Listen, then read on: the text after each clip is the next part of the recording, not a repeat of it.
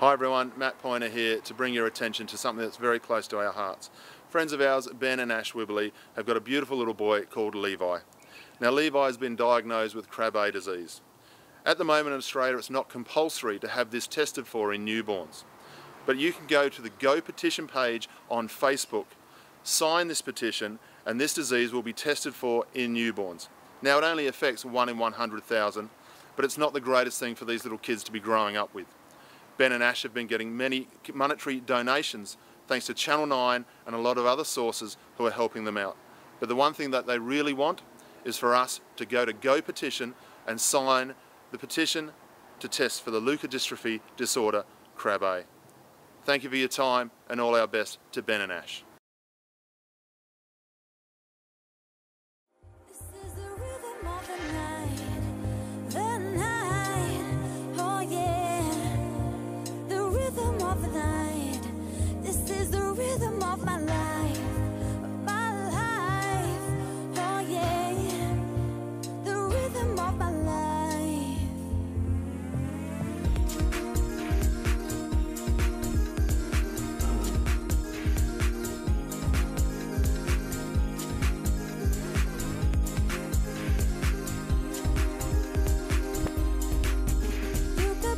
Joy upon my face, oh, sunshine in an empty place.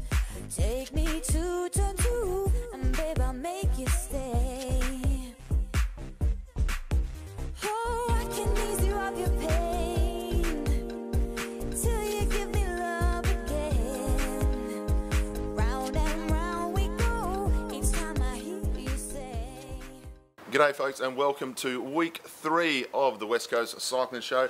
Matt Poyner, Gary Suckling with you again. Today we're going to talk about the Giro, the Menzies and one or two other things as we get along. And what about the Giro d'Italia, Gary? Certainly finished with a climax, and Quintana, the man, we spoke about it the other day. The comment was that perhaps he needed to go earlier, perhaps he needed to put it out there on one of the mountain stages. He certainly did that, a little controversially I might add, because it was on a descent and the word was that they were told to control.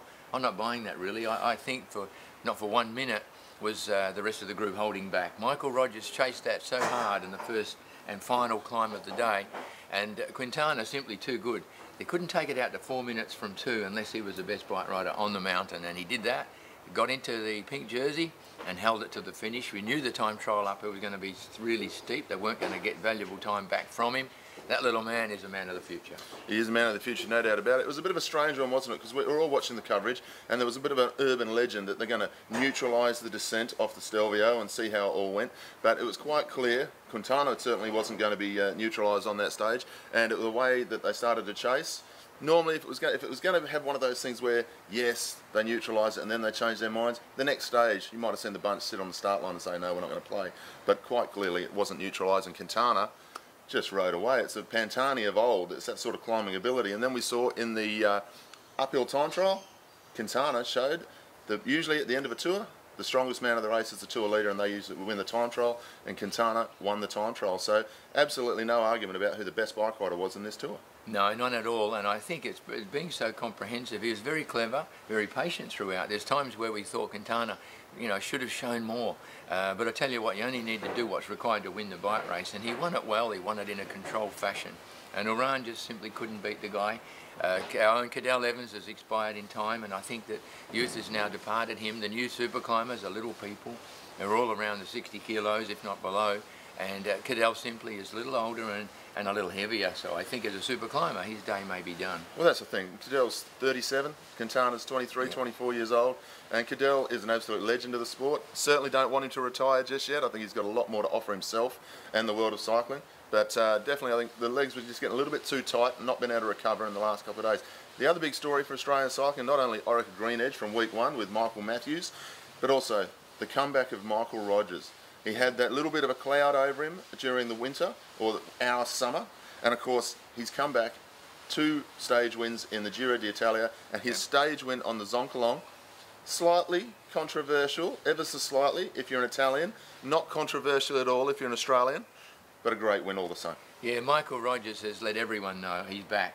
Michael Rogers, the former time trial champion, tour rider, a great Grand Tour rider. Generally we see him in a domestique role, and he has fulfilled that role very, very well throughout the Giro.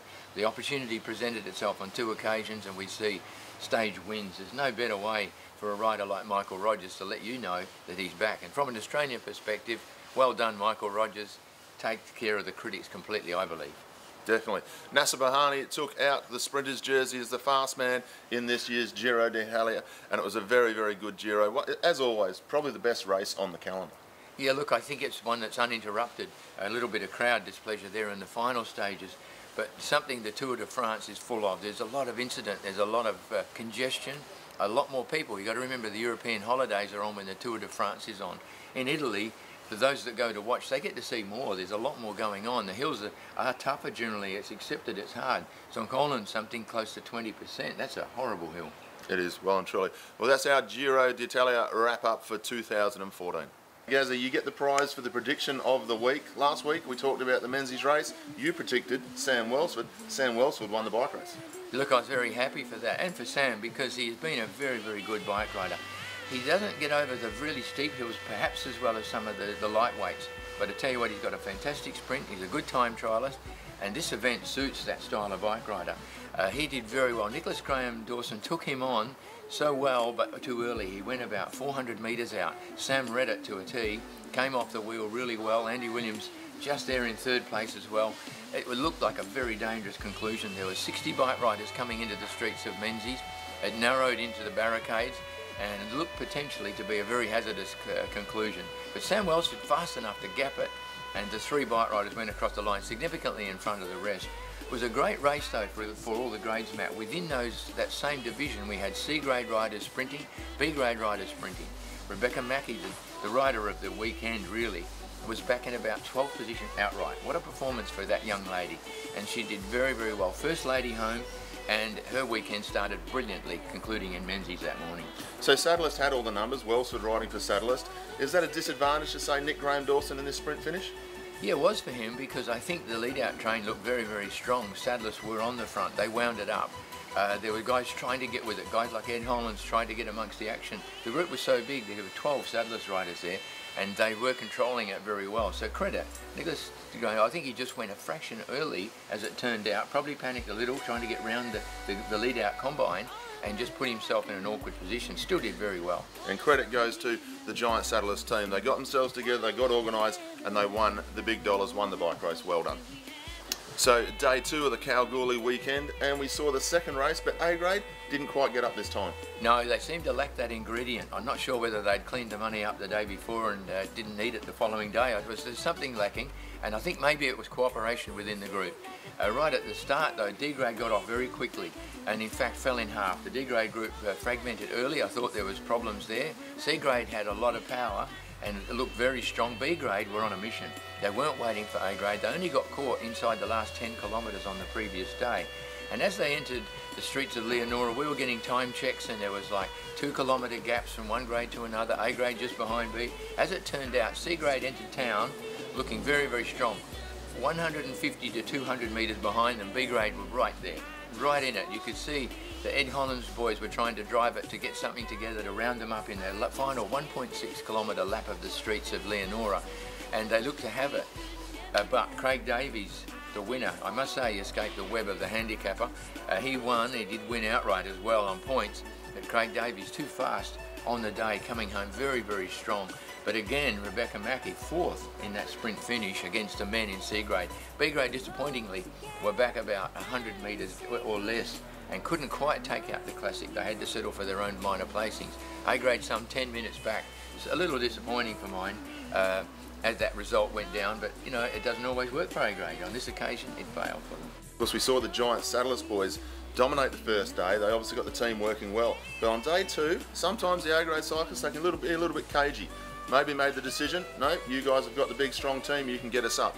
That didn't work out too well. It did work out well for Guy Kelmer from the arbitrage team, jumping clear on the last corner and winning the A grade division. And of course the man we spoke of last week, we had a little bit of fun with, Eddie Hollands, thinking he was going to line up in B grade. Well, Ed, I'm here to tell you, you've just added about 5 more years to racing in A grade, because he won the bunch kick for the A grade sprint by about 30 metres in front of the previous day winner, Sam Welsford.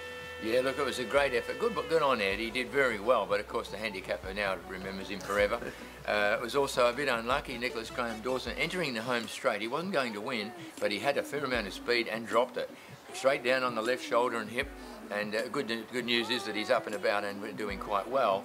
But just the same, Guy Kalma was very, very rapid in that sprint finish. Ed Holland's a clear second place, and it made it very interesting in the outright scheme of things. Craig Davies got overall points for the men. Rebecca Mackey, overall points over the whole event.